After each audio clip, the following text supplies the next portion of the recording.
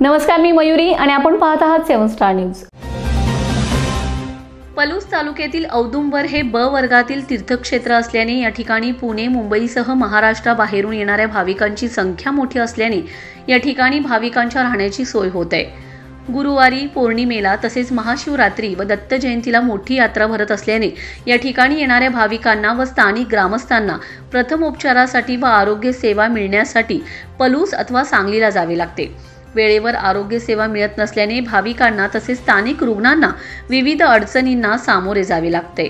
सततची परवड थांबवून चांगल्या पद्धतीची आरोग्य सेवा उपलब्ध व्हावी यासाठी औदुंबर येथे नवीन प्राथमिक आरोग्य केंद्र मंजूर करण्यासाठी योग्य तो पाठपुरावा करून प्रस्ताव सार्वजनिक आरोग्य व कुटुंब कल्याण मंत्री प्रकाश आबिटकर यांना दिला असून लवकरच औदुंबर येथे नवीन प्राथमिक आरोग्य केंद्र मंजूर करण्यात येणार असल्याची माहिती सांगली जिल्हा परिषदेचे माजी अध्यक्ष संग्रामसिंह देशमुख यांनी दिली। यावेळी संग्रामसिंह देशमुख यांनी पलूस कडेगाव विधानसभा मतदारसंघातील आरोग्य सेवा व समस्येसंदर्भातील विविध विषयांवर चर्चा केली।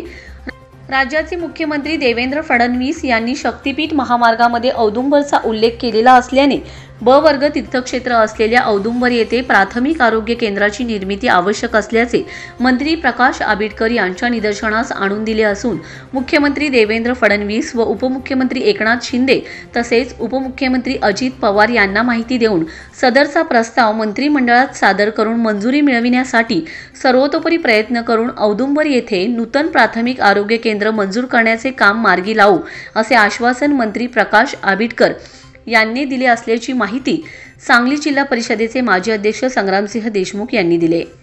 Bureau report 7 star news.